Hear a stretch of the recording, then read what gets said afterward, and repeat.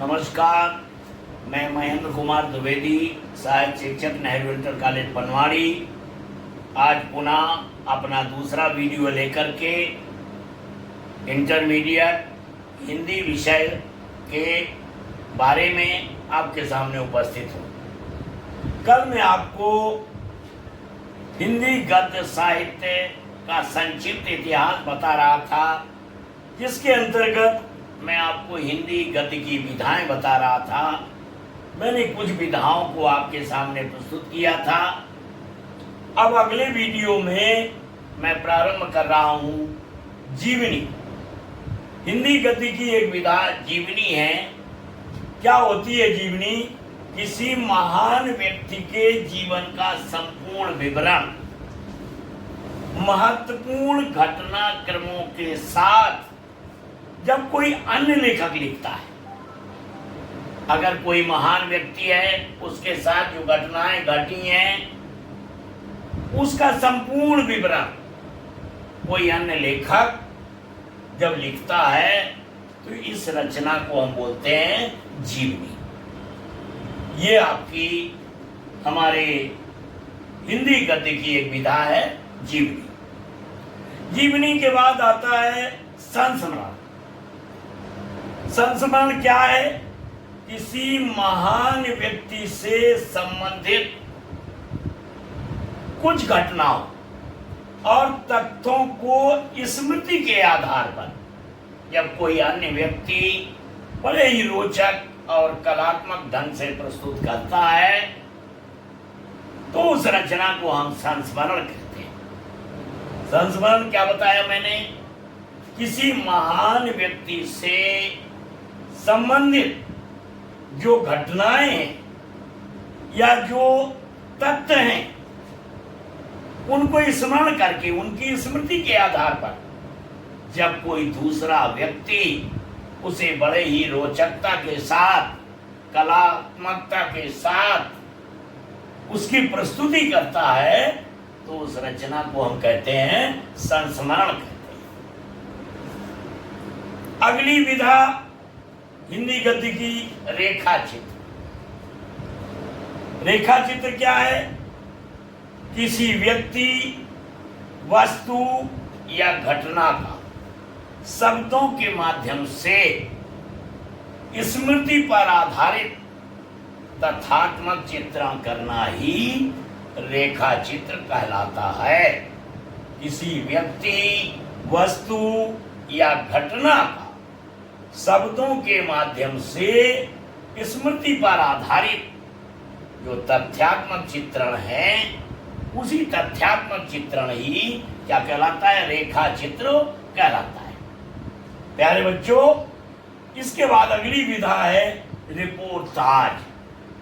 Reportage क्या होता है? रिपोर्टाज उस गद्य रचना को कहते हैं जिसमें किसी आंखों देखी घटना का साहित्यिक शैली में कलात्मकता के साथ प्रभावशाली विवरण इस प्रकार प्रस्तुत किया जाता है कि घटना अपनी पूरी जीवंतता के साथ पाठक के सामने प्रत्यक्ष सी हो जाती है। जब कोई घटना, जीवन में घटी हुई घटना या आंखों देखी घटना का विवरण हम साहित्यिक शैली में इस प्रकार से करते हैं, इस प्रकार बड़ी कलात्मकता के साथ और बड़ी प्रभावशाली शैली के साथ करते हैं कि घटना अपनी पूरी जीवंतता के साथ पाठक के सामने प्रत्यक्ष सी हो जाती है। ऐसा लगता है जैसे वास्तव में वो घटना अभी घट रही हो। तो इस प्रकार की उसको कहते हैं रिपोर्टाज। रिपोर्टाज, इस प्रकार की गद्य रचना को हम क्या कहते हैं? रिपोर्टाज कहते हैं। यात्रावृत्त। यात्रावृत्त क्या है? जब कोई लेखक अपने द्वारा की गई किसी यात्रा का कलात्मक एवं साहित्यिक ढंग से विवरण प्रस्तुत करता है तो उस रचना को हम यात्रावृत्त कहते हैं। राहुल सांस्कृतायन है उन्होंने बहुत यात्राएं की हैं। आपने पढ़ा होगा, कक्षा 11 में आप पढ़ चुके हैं, अथा तो घुमक्कड़ जिज्ञासा। तो उन्होंने यात्रा व्रत के बारे में जितनी बहुत सारी अपने यात्रा व्रत लिखे हैं। तो यात्रा व्रत है कि जब कोई लेखक अपने द्वारा की गई यात्रा का वर्णन कलात्मक एवं साहित्यिक ढंग से प्रस्तुत करता है, तो उस रचना को हम बोलते हैं यात्रा व्रत कहते हैं। अब अगली विधा है भेंट वार्ता। भेंट वार्ता किसी महान व्यक्ति से मिलकर पूछे गए प्रश्नों एवं उनके अक्षर उत्तरों का ऐसा विवरण जिससे उस व्यक्ति के जीवन पर और उसके जीवन दर्शन पर एवं मान्यताओं पर प्रकाश पड़ता हो, वो भेंट वार्ता कहलाता है। इसे हम साक्षात्कार विधा भी कहते हैं। यानी किसी महान व्यक्ति से मिलकर पूछे गए प्रश्नों और उनके उत्तरों का ऐसा विवरण जिससे उस व्यक्ति के जीवन पर तथा उसके जीवन दर्शन पर एवं मान्यताओं पर प्रकाश पड़ता हो, वो कहलाता है भेंट वार्ता। जैसा मैंने बताया कि इसको साक्षात्कार विधा भी कहा जाता है। फिर आपका अगली गद्य रचना डायरी। जब कोई लेखक अपने दिन प्रतिदिन के क्रियाकलाप, जब कोई लेखक अपने दिन प्रतिदिन के क्रियाकलाप का विवरण तिथि क्रम के अनुसार क्रमबद्ध रूप से लिखता है, तो उस कलात्मक रचना को डायरी कहा जाता है। यानी कोई लेखक दिन प्रतिदिन के जो उसके क्रियाकलाप हैं, एक तिथि के क्रम में जब क्रमबद्ध रूप से लिखता है, तो उस कलात्मक रचना को डायरी कहते हैं। आलोचना या उसी को समालोचना भी कहते हैं, समीक्षा भी कहते हैं। किसी कृति के गुण दोषों की, किसी कृति के गुण दोषों की सम्यक विवेचना करना ही आलोचना कही जाती है। कोई भी कृति, कोई भी रचना है, उसके हम गुण दोषों की विवेचना करें, वो कहलाता है आलोचना। तो किसी कृति के गुण दोषों की सम्यक विवेचना करना ही आलोचना कही जाती है। मैंने आपको बताया इसे समीक्षा भी कहते हैं और इसे समालोचना भी कहते हैं।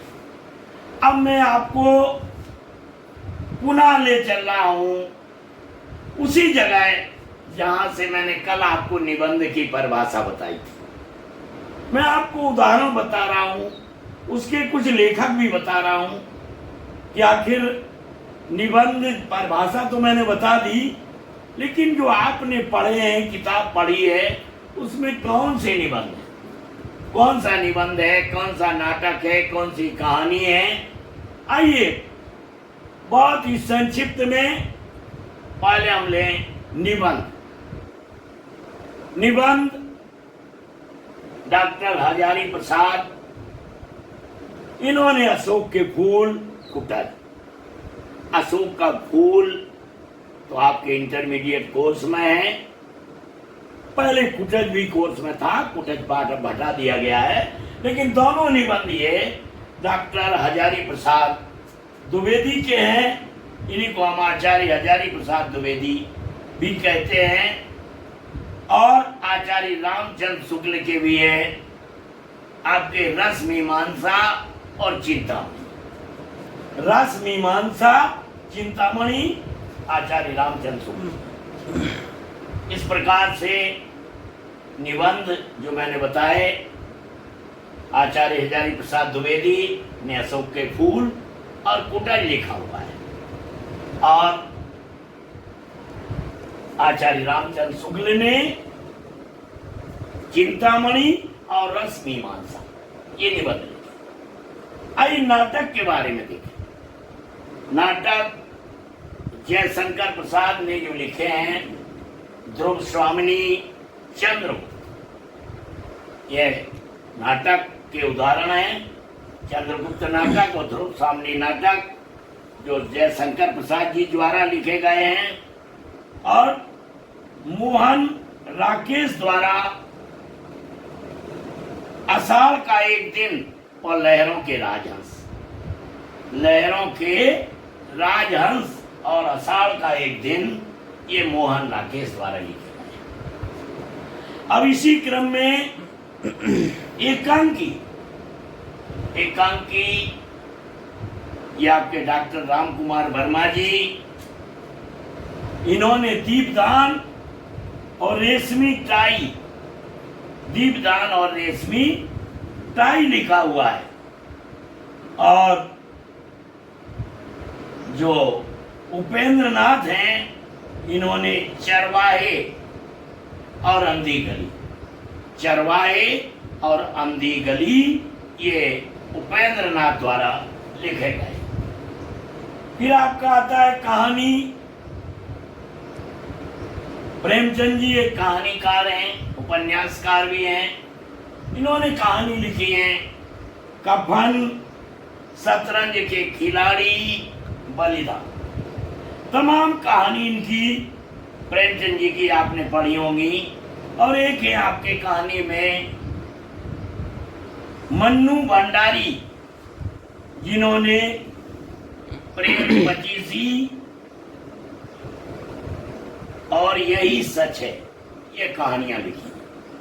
प्रेम पचीसी और यही सच है, ये मन्नू भंडारी जी ने लिखी। उपन्यास मैंने आपको अभी बताया, मुंशी प्रेमचंद जी एक अच्छे कहानीकार, एक अच्छे उपन्यासकार।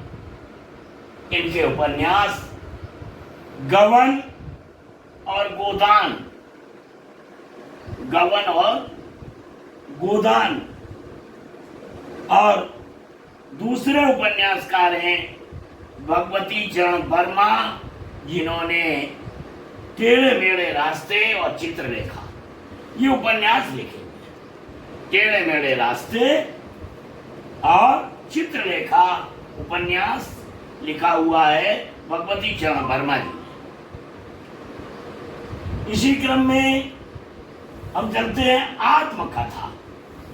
आत्मकथा में बाबू गुलाब राय ने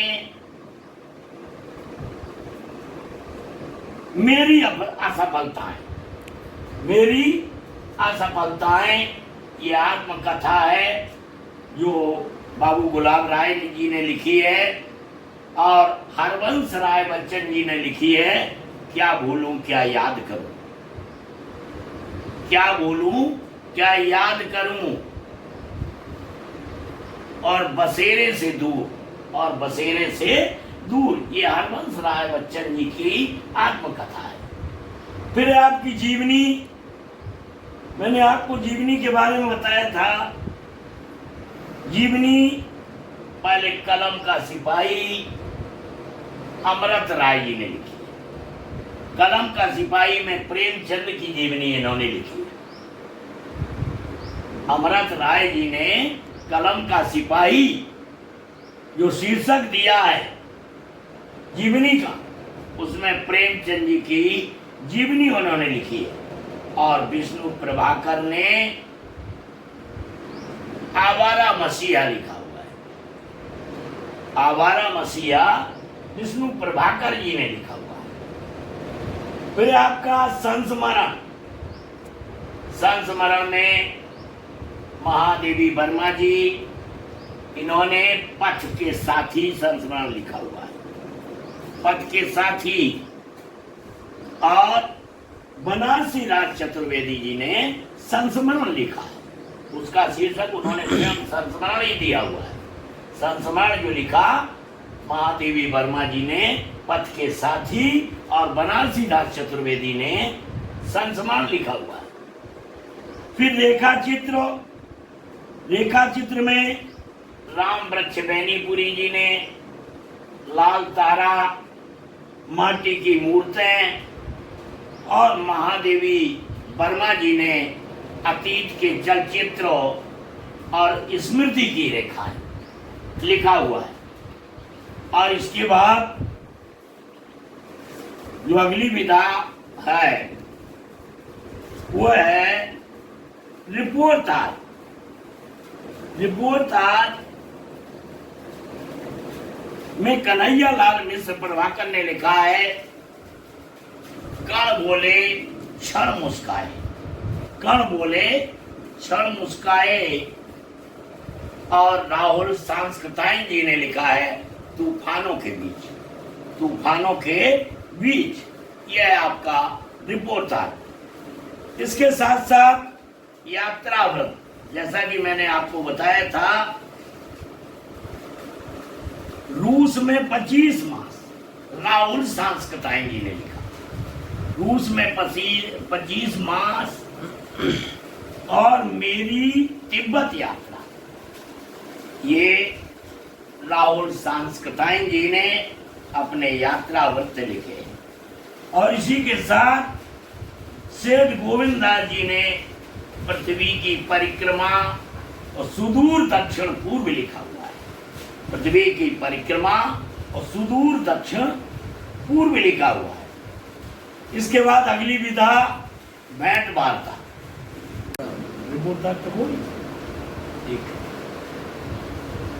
अगला जो विधा है वो है यात्रा व्रत। यात्रा व्रत में जैसा मैंने आपको बताया था, राहुल सांकृतायन जी ने रूस में 25 मास और मेरी तिब्बत यात्रा, ये 2 यात्रा व्रत तो राहुल सांकृतायन जी द्वारा लिखे। और इसी के साथ सेठ गोविंददास जी ने लिखा है, पृथ्वी परिक्रमा और सुदूर दक्षिण पूर्व। पृथ्वी परिक्रमा और सुदूर दक्षिण पूर्व, ये सेठ गोविंददास जी ने लिखा है। इसके बाद अगली विधा है भेंट वार्ता। भेंट वार्ता में पदम सिंह शर्मा जी ने लिखा, मैं इनसे मिला, मैं इनसे मिला। और रणवीर राणा ने लिखा है, सुजन की मनोभूमि। और इसी के साथ जो आखिरी विधा है वो है आपकी डायरी। डायरी में रामधारी सिंह दिनकर ने दिनकर की डायरी, दिनकर की डायरी, और मोहन राकेश जी ने मोहन राकेश की डायरी। ये अलग अलग विधाओं के मैंने अलग अलग उदाहरण, उनकी कृतियां, उनके रचनाकारों के नाम, कौन किस विधा, किसने कहानी लिखी, किसने निबंध लिखा, अलग अलग मैंने आपको बताया। अब मैं आपको बता रहा हूं,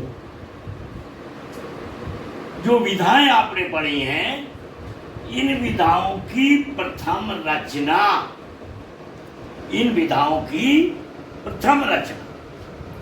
कल मैंने आपको बताया था कि हिंदी खड़ी बोली, हिंदी गद्य की प्रथम रचना गोरा बादल की कथा। गोरा बादल की कथा जो जटमल जी द्वारा लिखी गई।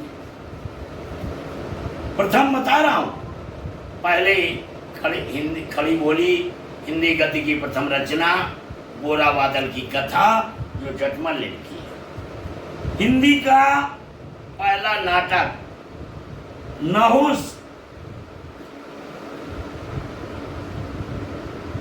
गोकुल चंद गिरधर दास ने लिखा।